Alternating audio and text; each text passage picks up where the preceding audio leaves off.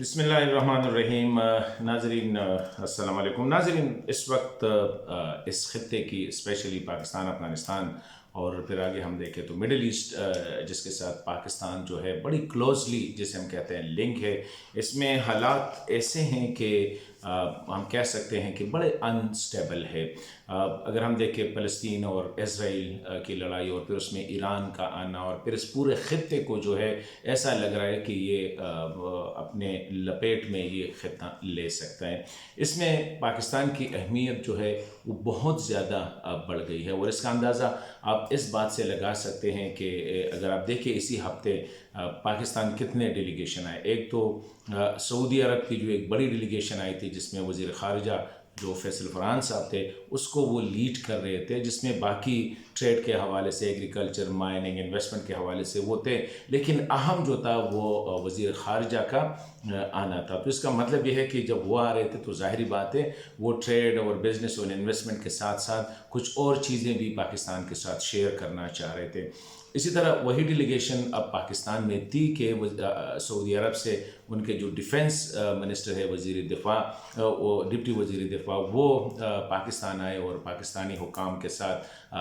बड़ी एक लंबी इंटरेक्शन की। तो ज़ाहिरी बात है कि उसका दौरा जो था वो भी इसी हवाले से, पाकिस्तान और सऊदी अरब के ताल्लुकात तो पहले से बहुत अच्छे हैं, लेकिन मौजूदा हालात में इतनी बड़ी डेलीगेशन का आना जाना जो है इसकी एक अपनी एक अहमियत है। साथ हमने देखा कि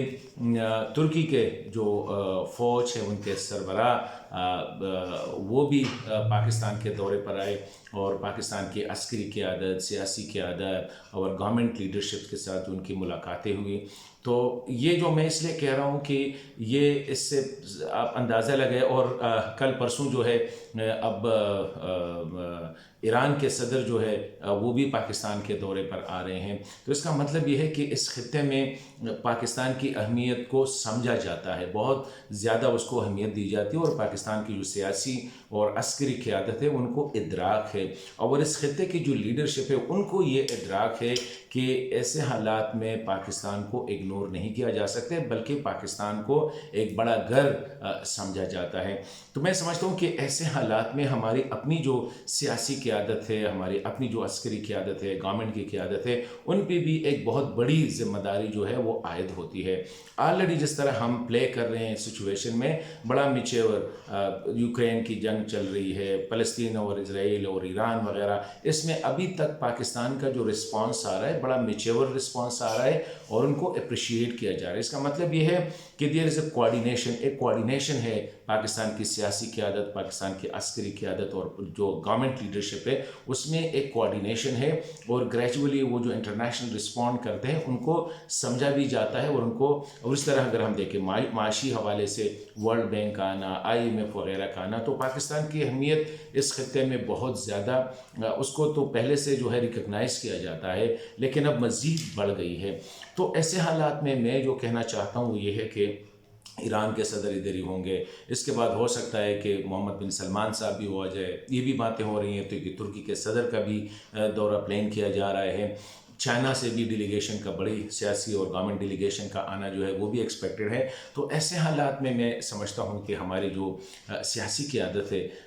उनको भी ये इदराक होना चाहिए कि इस वक्त मुल्क को सियासी इस्तेहकाम की बहुत ज़्यादा ज़रूरत है। इस वक्त हमें अपनी इदारों के पीछे खड़ा होना चाहिए। बदकिस्मती से हम देख रहे हैं कि इदारों के पीछे सोशल मीडिया पे कुछ ना समझ में समझूंगा कि वो इदारों के ख़िलाफ़ एक प्रोपेगेंडा कर रहे हैं और हम अब दुनिया हमें रिकग्नाइज़ कर रही है और हम ख़ुद जो है अपने इदारों को कमज़ोर कर रहे हैं, अपने इदारों के पीछे जो है ऐसा प्रोपेगेंडा कर रहे हैं जिसका फ़ायदा जो है वो दुश्मन मुल्क को जा रहा है। साथ साथ अगर हम देखें तो मुल्क में दहशतगर्दी के हवाले से, अमन व अमान के हवाले से भी मसाइल है। DI खान में वाक़या होना, कराची में होना, बाजोड़ में होना, इसका तो इसलिए मैं जो कहना चाहता हूँ वो ये है कि हमारी सियासी क़यादत जो लास्ट جو گزشتہ دن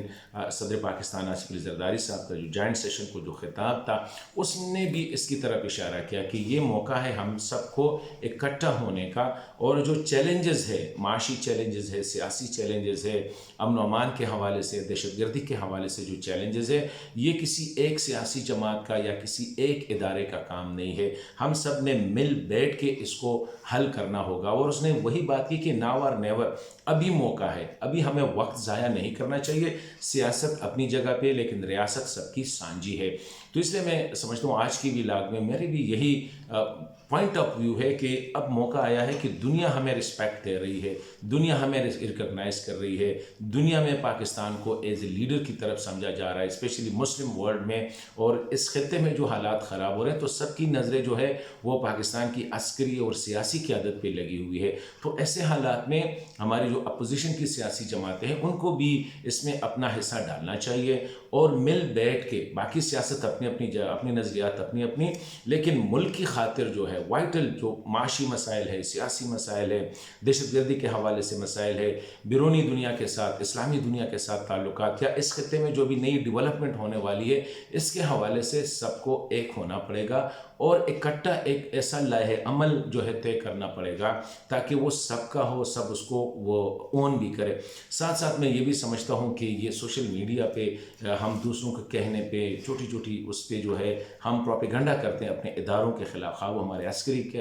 ادارے ہیں، خواہ وہ سیاسی قیادت ہمارے پارلیمنٹ ہے یا ہماری عدلیہ ہے، ان کے خلاف جو پروپیگنڈا کرتے ہیں، میرے خیال میں یہ وقت نہیں ہے اس قسم کی۔ اس وقت ہمیں اپنے اداروں کے پیچھے کھڑا ہونا پڑے گا، اس وقت ہمیں پاکستان کے پیچھے سب کو ایز اے پاکستانی ہم نے ایکٹ کرنا پڑے گا، تاکہ یہ جو صورتحال سامنے آ رہی ہے اس خطے میں اور اسپیشلی پاک افغان ریجن میں، اس سے ہم بہتر طریقے سے نبرد آزما ہو سکے اور اپنے ملک کے مفادات جو ہے وہ پروٹیکٹ کرے۔ تو یہ موقع ہے، اور میں اس میں آئی ول ڈیفینیٹلی، جو صدر پاکستان نے کہا ہے کہ اب موقع ہے، اگر یہ موقع ہاتھ سے نکل گیا، اسی طرح ہم جو ہے سیاسی عدم استحکام کا شکار رہے، اسی طرح ہم اپنے سیاسی اور اداروں کے خلاف جو ہے پروپیگنڈا کرتے رہے، تو we will become a laughing stock in دنیا میں، ہم جو ہے ایک مذاق بن جائے گا پاکستان۔